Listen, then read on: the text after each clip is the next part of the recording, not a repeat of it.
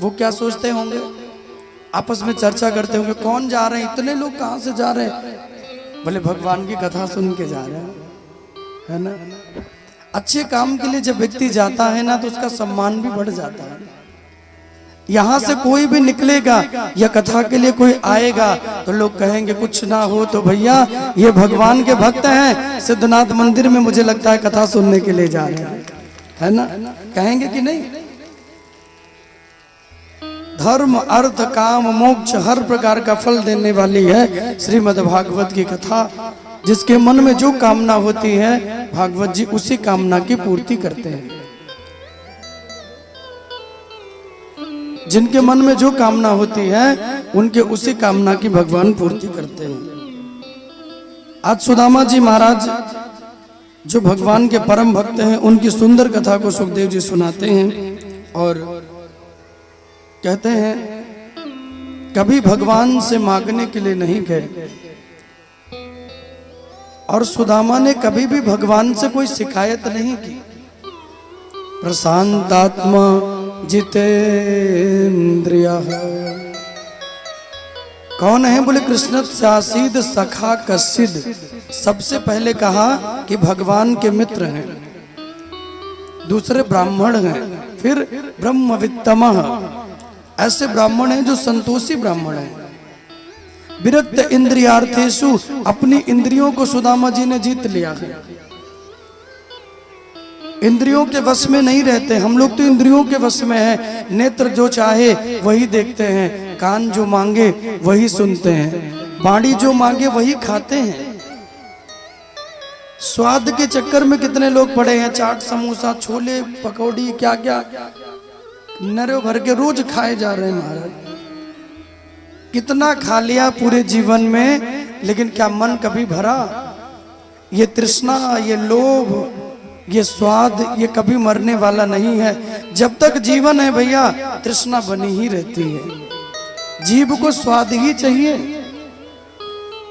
इस संसार में जितनी चीजें हैं उसका स्वाद केवल जीव तक ही आता है। नीचे उतर गई फिर वो मिट्टी ही है, नीचे कोई स्वाद नहीं है। स्वाद तो केवल जीभ ही लेती है ना, आनंद तो हमें आ जाता है। रूप रस गंध स्पर्श श्रवण, ये 5 चीजें जीवन में सुंदर बन जाए तो मानव जीवन अपने आप मंदिर बन जाएगा। देखो सिर्फ प्रभु को, दुनिया को देखते हुए नेत्रों से अपने नेत्र में केवल अपने प्रभु को बिठाइए, गोविंद को बिठाइए, हरि को बिठाइए। कानों से दुनिया की चर्चा सुनो लेकिन उसे अपने जीवन में मत उतारो, और इसी कारण से भगवान की कथा को सुनो तो अपने जीवन में उतारो। बाणी से किसी को गाली गलौज नहीं, बल्कि बाणी से भगवत नाम को गाएं। स्वाद लेना है तो रस स्वाद कुशला सौनको अब्रवीत। भागवत जी कहती है सौनक जी भी स्वाद लेते हैं, लेकिन किसका, बोले भगवान के रसमयी कथा का स्वाद लेते हैं। किसी को पीने में आनंद आता है, किसी को नशे में आनंद आता है, और किसी को भगवान की भक्ति में ही आनंद आ जाता है। नशा भी तो कई प्रकार का है।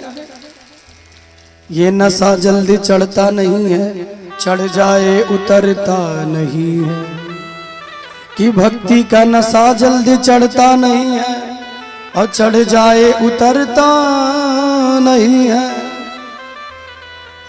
ये जल्दी उतरेगा नहीं भैया। एक बार जीवन में भक्ति आ गई, भगवान की भक्ति मिल गई, जन्म जन्मांतर तक उस भक्त का हरि से संबंध हो जाता है। वो किसी भी योनि में आए उसे प्रभु की याद विस्मृत नहीं होती है। कुछ भी बना के प्रभु भेज दे लेकिन यादों में भगवान रहते ही हैं। भरत जी तो हिरन बन के आ गए, लेकिन हिरन बन के भी क्या गोविंद की याद को कभी भूल पाए। हिरन बन के रहते हैं तो भी उनके स्मरण में भगवान ही रहते हैं, ईश्वर ही रहते हैं। आप भी दुनिया के किसी काम में रहिए, दुनिया का कोई काम करते रहिए, लेकिन आपके स्मरण में सिर्फ प्रभु होने चाहिए। स्मरण में गोविंद नाम ही होना चाहिए बस। दोनों मित्र पढ़ने के लिए जब जा रहे थे, भगवान रथ में बैठ के जाते हैं, और जब रथ में बैठ के प्रभु चले, रास्ते में एक गरीब दीनहीन ब्राह्मण को देखा।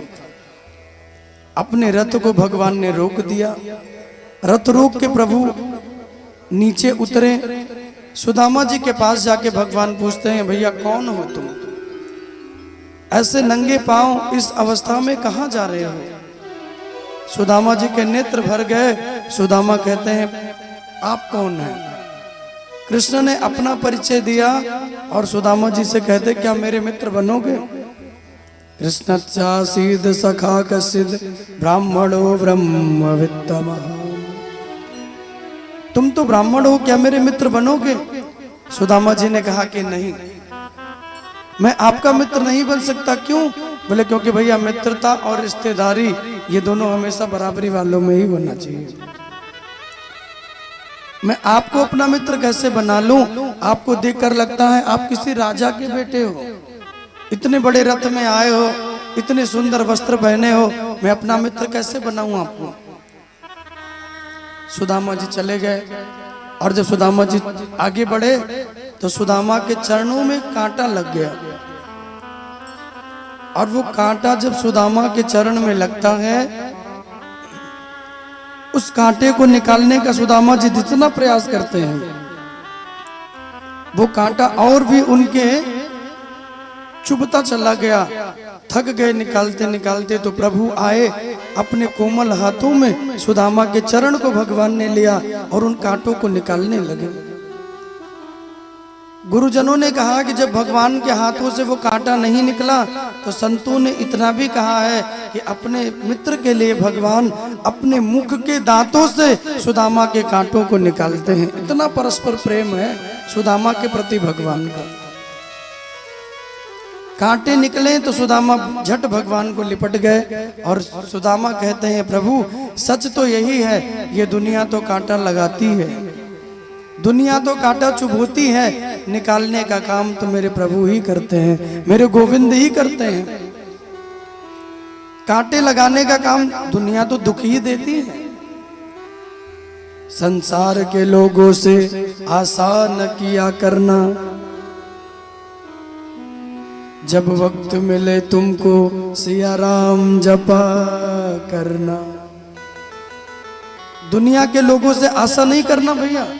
सुदामा ने कभी किसी की आशा नहीं की, भगवान को लिपट गए मित्र बन के और भगवान के संग में सुदामा जी चल दिए। और जब संग में चले, सांदीपनी गुरु जी के यहाँ उज्जैन में पहुंच गए और उज्जैन में पहुंचकर दोनों मित्र विद्या को पढ़ने लगे। जब दोनों मित्र विद्या पढ़ के निपुण हुए, एक दिन गुरु माँ ने पाठ याद करने के लिए दिया। मुझे सब जितने बच्चे पढ़ते हैं, गुरु माँ ने कहा सब मुझे पाठ याद करके सुनाना। सारे बच्चे लग गए। अगले दिन गुरु माँ को पाठ याद करके सुनाते हैं, लेकिन सुदामा जी भूल गए। और जब सुदामा जी नहीं सुनाए तो गुरु माँ ने कहा कि जाओ और जंगल से लकड़ियां तोड़ के ले आओ, समिधा तोड़ के ले आओ, ये तुम्हारी सजा है। सुदामा जी रोते रोते चल पड़े। मुड़ मुड़ के भगवान कृष्ण को देखते हैं।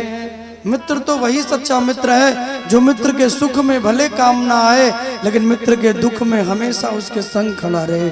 यही सच्चे मित्रता की निशानी है। भगवान ने प्रेम किया तो उसे भी निभाया, मित्रता की भगवान ने तो उसे भी निभाई। भगवान ने मित्रता भी की, भगवान ने तो उसे भी ठाकुर जी ने निभाया। गुरु माँ ने कहा कि कृष्ण तुम सुनाओ, तो भगवान ने कहा कि माँ मुझे भी याद नहीं है, जो याद करने के लिए आपने दिया वो मैं भी भूल गया।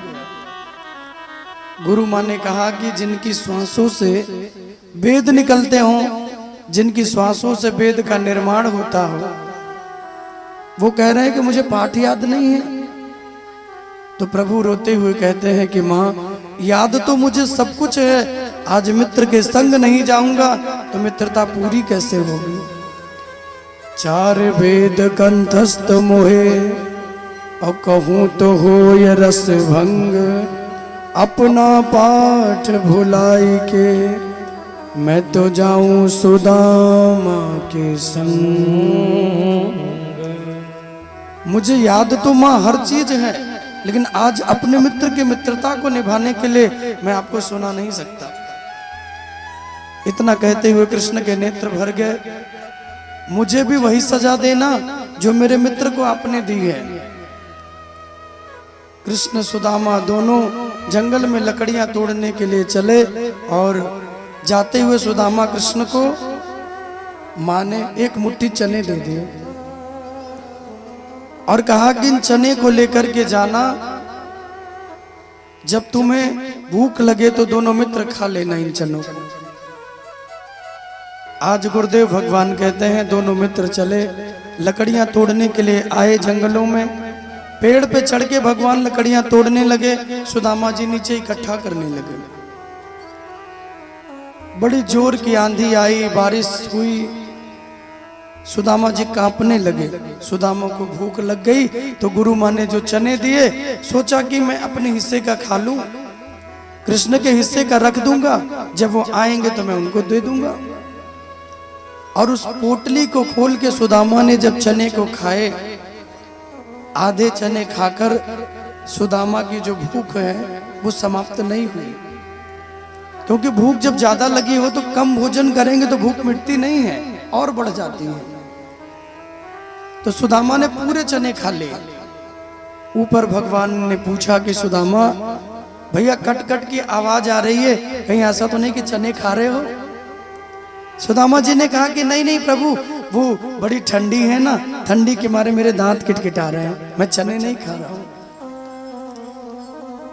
समदर्शी भगवान, अखिल ब्रह्मांड नायक, त्रिगुण काल परमेश्वर, परम पिता, जगत नियंता मालिक, सब कुछ जानने वाले भगवान नीचे उतरे। बोले कोई बात नहीं, लाओ गुरु माँ ने जो चने दिए वो निकालो भैया, बहुत भूख लगी है, हम दोनों मिलके खा लेंगे। बैठ गए भगवान। अब सुदामा जी खड़े हैं, कभी इस जेब में हाथ डालते हैं, कभी उस जेब में हाथ डालते हैं। अब चना होगा तभी तो मिलेगा।